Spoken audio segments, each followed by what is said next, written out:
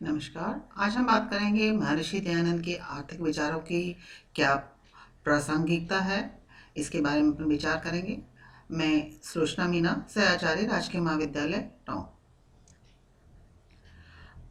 अर्थव्यवस्था में आर्थिक विचारों की प्रासंगिकता से पहले हम बात करेंगे कि अर्थव्यवस्था की प्रमुख बातें कौन सी हैं और क्या उनकी समस्याएं हैं और क्या उनका उन्होंने निदान किया है। इसके उपरांत फिर हम उनके पास प्रासंगिकता के बारे में डिटेल में बात करेंगे कि क्या आज के युग में उनकी कही हुई बातें कारगर सिद्ध हो रही हैं या नहीं हो रही, इसके बारे में हम बात करेंगे। पहले हम बात करेंगे अर्थव्यवस्था संबंधी उन्होंने प्रमुख बातें कौन कौन सी बातें थी जिनको उन्होंने अर्थव्यवस्था के उसमें शामिल किया है।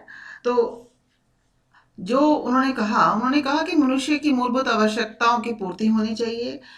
दयानंद द्वारा प्रतिपादित अर्थव्यवस्था में कोई व्यक्ति भूखा नहीं रहेगा। उनका कहना था राजा का कर्तव्य है कि वह सबकी मूलभूत आवश्यकताओं की पूर्ति करे। दूसरा, पशुधन को उचित महत्व मिलना चाहिए। उनके अनुसार गो आदि पशुओं को बहुत महत्व दिया उन्होंने। मनुष्यों का खान पान खेती आदि पशुओं पर निर्भर है, अतः राजा का भी दायित्व है कि वह राज्य में पशुओं की वृद्धि करे और समय पशुपालन करे और प्रजा से भी पशुपालन करवाए। इस तरह से पशुओं को उचित स्थान मिलना चाहिए और पशुधन की बढ़ोतरी होनी चाहिए। मानव के 3 प्रमुख प्रवृत्तियों के बारे में उन्होंने बात की कि मानव की 3 प्रमुख प्रवृत्तियां होती हैं कि परस्पर प्रेम करना। जिस तरह से शरीर के अंगों की भांति सब वर्णों में छोटे बड़े की कोई भावना नहीं होती, सबको अपना अपना स्थान होता है और सबको मित्र की दृष्टि से देखना चाहिए। दूसरा, दान करने की भावना को जागृत करना चाहिए और हमें दान देना चाहिए। अधिक धन का संग्रह नहीं करना चाहिए जिससे शोषण और आर्थिक विषमता जो है वो पनपती है, उसको लगाम मिलेगी और वो इस तरह से नहीं पनपेगी। और तीसरी बात जो उन्होंने कही कि जो धन को अधिक महत्व न देने की प्रवृत्ति का उत्पन्न होना चाहिए, क्योंकि अगर जब धन के हम अधिक महत्व देने लगते हैं तब हमारे पास क्या होता है कि हम लोग अपने नैतिकता को त्याग कर जो है इस तरह की प्रवृत्ति हम रखते हैं, अपनी नैतिकता के मूल्यों को हम त्याग देते हैं। इसलिए उनका कहना था कि हमें आपस में प्रेम करना चाहिए, दान करना चाहिए और धन को अधिक महत्व नहीं देना चाहिए। इस तरह से भौतिकवाद और आध्यात्मिकवाद में भी समन्वय होना चाहिए। उनके अनुसार पूंजीवादी, समाजवादी और साम्यवादी सभी अर्थव्यवस्थाएं जो हैं वो केवल भौतिकवाद पर आधारित हैं। इन सभी अर्थव्यवस्थाओं का उद्देश्य मानव की भौतिक आवश्यकताओं की पूर्ति करना है, परंतु दयानंद का विचार था कि व्यवस्था में भौतिकता और आध्यात्मिकता का समन्वय कर मनुष्य की शारीरिक, आत्मिक और सामाजिक उन्नति होनी चाहिए।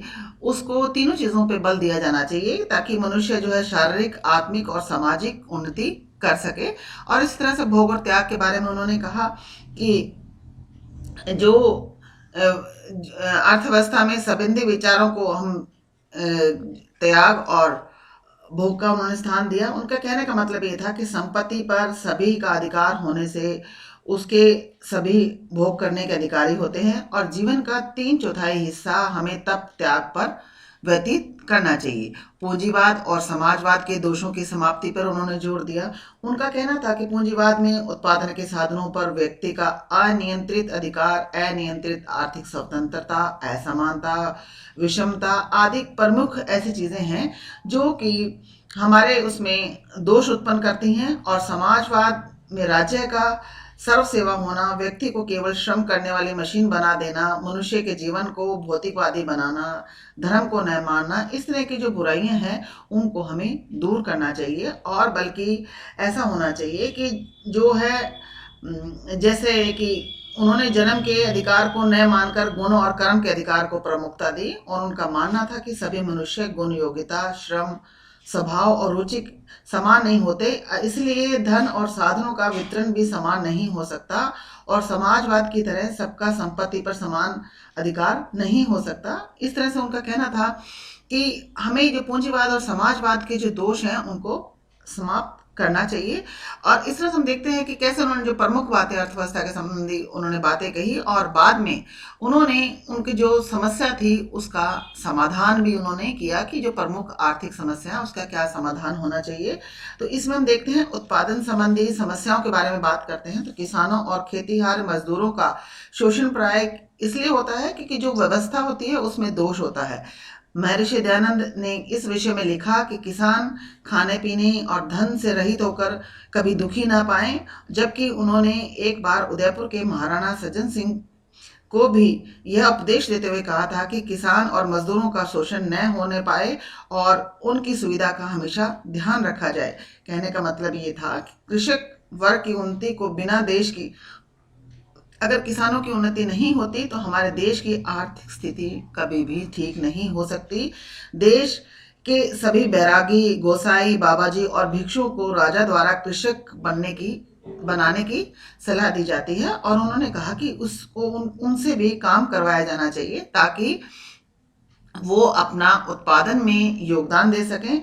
और यहाँ तक उन्होंने कहा कि मेरे मरने के बाद मेरी राख और भस्म को खेतों में डाल दिया जाए, जिससे खाद बनकर वह किसी किसान की फसल को सुधार सके। ये उनकी इच्छा थी। इस तरह से जब हम वितरण संबंधी अर्थव्यवस्था की बात करते हैं तो महर्षि के अनुसार वितरण आवश्यकता और योग्यता अनुसार होना चाहिए और धर्म अनुसार प्रेम पूर्वक यथा योग्य वस्तुएं प्राप्त होनी चाहिए व्यक्ति को। और उपभोग की जो विषमता है उसमें वितरण की अव्यवस्था के कारण विषमता उत्पन्न होती है और राजा का कर्तव्य है कि मनुष्य के उपभोग को संतुलित रखे और उपभोग के क्षेत्र में भारी असमानता उत्पन्न ना होने दे और सभी व्यक्तियों का खान पान लगभग समान हो।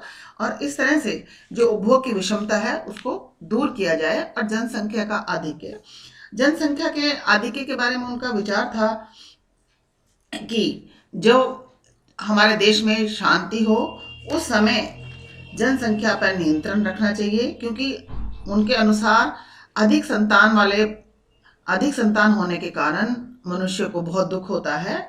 और उनका कहना था कि जब हमारे जनसंख्या में न्यूनतम हो या युद्ध के बाद की स्थिति हो तो एक दंपति द्वारा 10 तक संतान उत्पन्न कर सकते हैं, परंतु यदि सुख शांति का समय हो तो हमें एक ही संतान उत्पन्न करनी चाहिए कि जनसंख्या के अधिक्य को रोकना चाहिए। और बेरोजगारी के बारे में स्वामी दयानंद सरस्वती का विचार था कि बेरोजगारी वर्तमान में विश्व की एक गंभीर आर्थिक समस्या है। महर्षि दयानंद के अनुसार समाज व्यवस्था को इस प्रकार निर्मित किया जाना चाहिए ताकि बेरोजगारी उत्पन्न ही ना हो। उनके शिक्षा पाठ्यक्रम में औद्योगिक शिक्षा को स्थान देने पर उन्होंने जोर दिया कि अगर हम अपने शिक्षा में औद्योगिक शिक्षा को शामिल करेंगे तो बेरोजगारी की समस्या स्वतः ही खत्म हो जाएगी।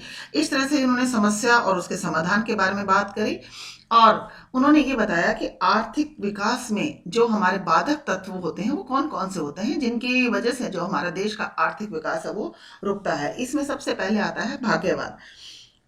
भाग्यवाद एक किसी भी देश की अर्थव्यवस्था का प्रबल शत्रु होता है, क्योंकि भाग्य करने से आदमी आलस्य करता है और मनुष्य की प्रगति में बाधा उत्पन्न होती है। उनके शब्दों में पुरुषार्थ करना, परिश्रम करना भाग्य से बड़ा होता है, इसलिए हमें पुरुषार्थ करना चाहिए, परिश्रम करना चाहिए और पुरुषार्थ से ही कर्मफल संचित होता है जो भाग्य को बनाते हैं। और भाग्य भरोसे न बैठकर सदैव पुरुषार्थ करते रहना चाहिए। और धर्म भीरुता में उनका कहना था कि जब धर्म का अर्थ बदलकर अज्ञान के कारण पाखंड, अंधविश्वास और आडंबर और संप्रदाय बन जाए तब पग पकड़ हमें वास्तविक धर्म से वो डराते हैं। और इस तरह उस समय हमें धर्म का वास्तविक अर्थ न तो शोषण का कारण होना चाहिए और न ही प्रगति में बाधक होना चाहिए। तो हमें धर्म भीरुता से दूर रहना चाहिए।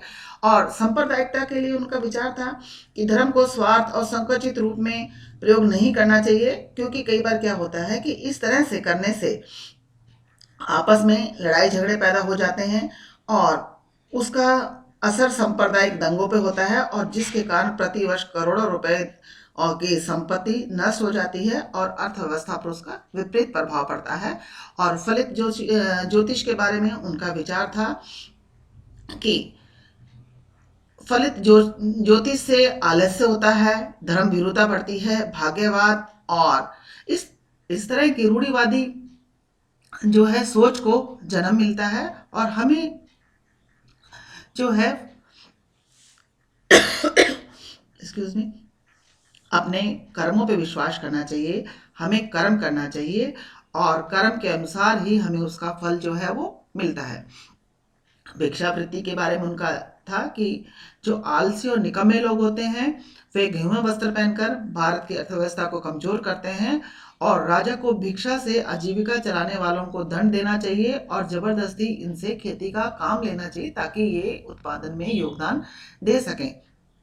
इसी तरह से मोक्ष की प्रबल इच्छा जब होती है तो ये भी एक आर्थिक विकास में बहुत बड़ा बाधक तत्व है, क्योंकि इसमें क्या होता है कि लोग संतुलित धर्म को भूलकर इतना आगे बढ़ जाते हैं कि लौकिक उन्नति को छोड़कर परलौकिक उन्नति की चिंता करने लग जाते हैं और इस तरह से अनावश्यक और असंतुलित मोक्ष इच्छा से व्यक्ति आलसी बन जाता है और श्रम करने से जी चुराने लगता है, जिससे आर्थिक प्रगति जो है वो प्रभावित होती है।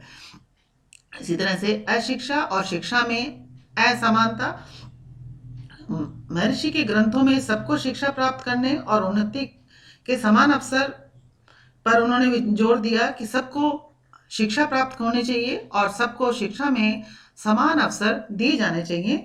इसी तरह से बाल विवाह को उन्होंने एक सामाजिक कुरीति बताया और कहा कि बाल विवाह से कम आयु में नव दंपति का माता पिता बनकर पारिवारिक जिम्मेदारी पड़ने से आर्थिक प्रगति पर विपरीत प्रभाव पड़ता है, क्योंकि वो बाल विवाह के प्रबल विरोधी थे और इस पर पूर्ण प्रतिबंध चाहते थे कि बाल विवाह को पूर्णतः रोक देना चाहिए। और इस तरह जब हम देखते हैं कि हमने उनके आर्थिक विकास की समस्याएं, उसमें बाधक तत्व और उनके समाधान के बारे में बात करें, तो हम आज देखते हैं कि आज पूरा जो संपूर्ण विश्व है उसमें धर्म विहीन अर्थव्यवस्था दृष्टिगोचर हो रही है, जिससे अर्थ प्राप्ति के साधनों की पवित्रता का कोई स्थान नहीं है। व्यक्ति अत्यधिक सुविधा भोगी और स्वार्थी होने के कारण अपनी ही आर्थिक उन्नति के बीच में खड़ा रहता है और संसार के अनेक देशों पर इसका उपचार किस तरह से हुआ, रक्त क्रांतियों से हुआ और आपस में लड़ाई झगड़े होते हैं और इस तरह से जो है एक देश की अर्थव्यवस्था पर वो गलत प्रभाव डालते हैं। स्वामी दयानंद की आर्थिक दर्शन उनकी राष्ट्रीय और राजनीतिक विचारधारा से ही संबंध रहा था।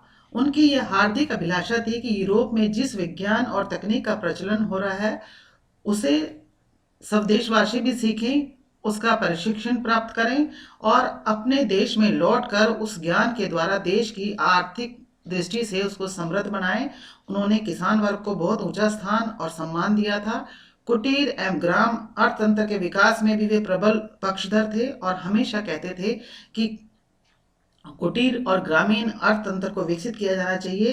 गोवध का उन्होंने हमेशा विरोध किया और उनके पीछे एक ही उद्देश्य था कि गोवध से जो है पशुधन में, अगर हम गोवध को रोकेंगे, गो की रक्षा करेंगे, तो हमें जो है अच्छे परिणाम उसके भविष्य में प्राप्त होंगे।